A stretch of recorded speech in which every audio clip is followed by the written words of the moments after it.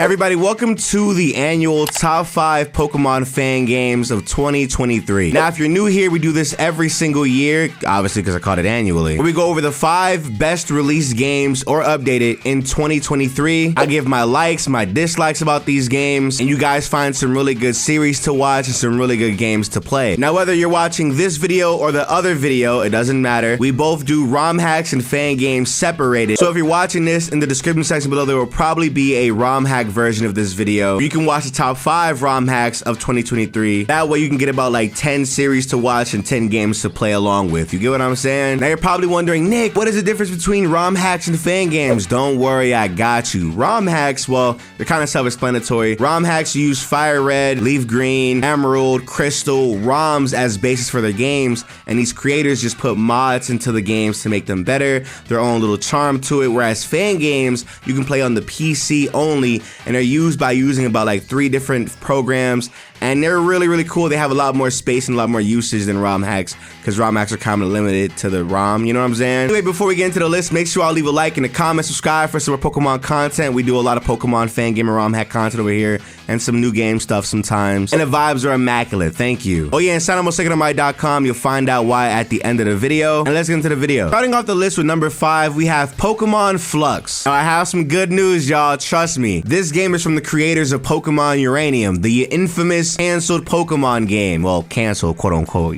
Anyway, this game has some reoccurring Pokemon from Pokemon Uranium. For the most part, it has a lot of new Pokemon, more than it has anything else. The game comes with a brand new mechanic, the Flux moves and alter battles, overworld encounters, so you can see Pokemon walking in the wilderness. There's no gyms in this game. They have their own tournament-like, I guess, way of going about progression in this game. There's online features like GTS, Wonder Trading, battling, all that stuff, literally off one episode, which is crazy. Features that are made exclusively for Pokemon Flux. And right now, episode 1 has so much content. They literally just added a lot more side quests to do in version 1.1. And I cannot wait to see what happens with the next couple of updates, because this game looks amazing. I love how this game plays. I love how this game looks. And the fact that it's coming from the Pokemon Uranium developers lets me know that this game is going to be top tier quality, because Pokemon Uranium was amazing. Number 4 on the list is going to go to Pokemon Pathways. Now, just like the name suggests, there are many Pokemon pathways to play the game. I lost it! Let's go!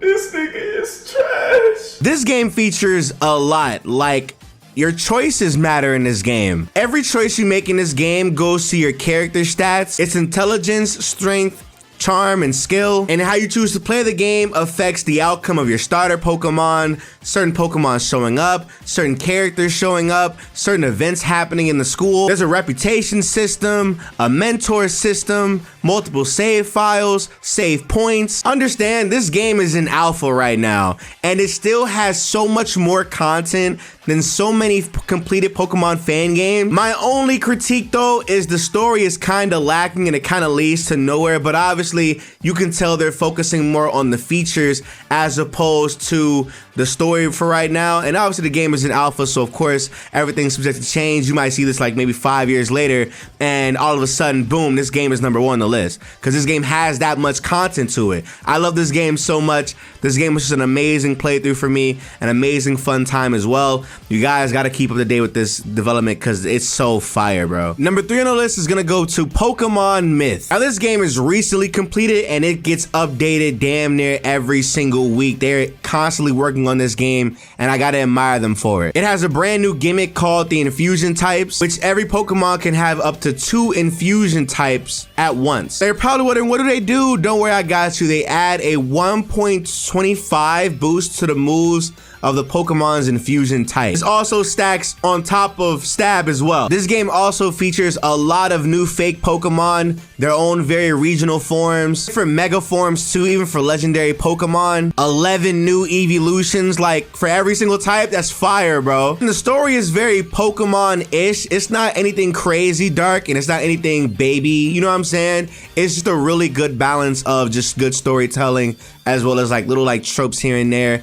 It's just really cool. It's a really good game to play, and like I said, it's being constantly updated, so you literally are losing out on nothing. But you might want to join the Discord because, of course, you know, you might miss out on an update and it might fix some things you might have with the game. You know how this goes. Come on, hey, this game is amazing. Pokemon Myth, you have to pick it up. It's newly completed, so you can literally pick it up, join the community. It's really fire, and I have a really good time playing this game. I'm still playing it as right now, I think as we speak, link in the description. Now, the second to last Pokemon game is kind of a blast from the past, but it's finally completed.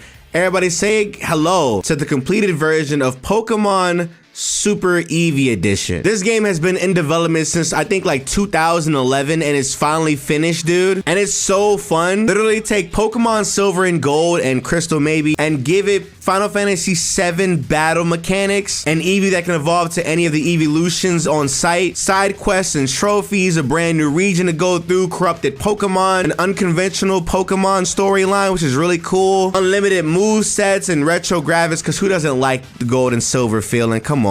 And you have Pokemon Super Eevee Edition. I love this Pokemon game so much, bro. Now, I didn't play it in its entirety on the channel, but I did play it off screen. And honestly, this game is definitely stood the test of time, and it really does kind of like fit where it's at. And so that is Pokemon Super Eevee Edition. Actually, let's start off with some honorable mentions first. The first honorable mention is Pokemon Tales of the Outskirts Stand. This game is a direct sequel to Pokemon Coliseum, and it features 55 new shadow Pokemon to catch, all modern Pokemon, brand new shadow moves, and wild Pokemon. And if you're a fan of Pokemon XD and Coliseum, then you know why wild Pokemon are very, very important. The only problem with this game is it's very short. This was made during the Relic Castle Game Jam, and honestly, it's a really good game for how short it is and how, like, you know, unique the idea is. I'm so surprised we haven't gotten a Pokemon Coliseum or XD fan game or ROM hack that, like, I guess people don't care about shadow Pokemon like that. I have no idea, but this is a really interesting take on this entire game. They bring back some old faces in there as well, and it makes me really excited for a sequel that we'll never get in our lifetimes. The next honorable mention is going to Pokemon Tectonic. Now, first of all, this game is completed. This game also has Pokemon up to Generation 8, and it has a ton of new features. Now, you're probably wondering, oh my god, it has all these things. Why is it an honorable mention and not somewhere on the list? I got you. I feel like this game is not really done per se, but for what it has, it's actually really unique. The game has completely rebalanced everything we know about Pokemon. Pokemon have new abilities. Last time I checked, there's like 500 new moves they added to the game. They made hella changes to the type chart. Like, for example, Bug is super effective against Fairy type Pokemon, and making Psychic type Pokemon not very effective against them. The status conditions have been kind of reworked in a way. They're kind of like Legends Arceus, but then kind of not as well. The game has their own EVs and IV system called Style Points, and every Pokemon in the game has their entire move pool reworked. Unfortunately, that's kind of where this game falls short, because the story and what you're playing through is extremely grindy and really boring. The story itself is kind of lackluster, but they have these things called avatar Pokemon, which act as alpha Pokemon bosses. You kind of have to like take down to get like certain items from them and stuff like that. And those will probably be like the most fun that you get from battling anybody in the game. Gym leaders are kind of standard for the most part. The story is damn near non-existent, unfortunately. And the evil team villain is very garbage. But if you can look past all that and just want to play a game, this game kind of works. It does what it does, you know? And finally, number one on the list goes to Pokemon Anil, or Pokemon Indigo as it's translated in English. This game is basically Kanto, but done correctly. It comes with animated sprites, a lot of new towns and routes, a long post game, all Pokemon including Generations 9, all regional forms. There's 3 game modes. One's like classical, which only goes to like the first 2 generations. One's complete, which is like 9 generations, and then there's radical, which is like their like extreme difficulty one, which is like 9 gens and then try hard difficulty level, you know? In terms of story, this is probably one of the best ways to play Kanto. They utilize every single Kanto character all the way up until the end of the game. And they added some new characters too to add to like Kanto's lore. It's kind of cool, man. There's megas, raids, wonder trades, a nuzlocke mode, hella quality of life features like the Poke Rider, the super training, the Pokedex, the Pokevile. Oh, and I didn't tell you, this game is actually made by the same creator that made Pokemon Apollo. And if you knew about Pokemon Apollo, then you would know Pokemon Apollo is one of the best Pokemon fan games we have in recent years. I don't know, it was just really fun to play through Kanto like this, especially when you have games like Radical Red going around. It's nice to have a lot more, I guess, Kantonian games that have Generation 9 and kind of like build up upon Generation 1, kind of like how Pokemon Dark Violet does. And I mean, that's pretty much it. Those are the top 5 Pokemon fan games of 2023. If there's any you feel like I missed out on, make sure I'll leave a like in the comment. Let me know in the comment section below your top 5 from this year. And I mean, let me know if you guys have fun with these games. Make sure I'll leave a like in the comments. Subscribe if you guys are new, SacredAlmighty.com. You'll find out literally right now.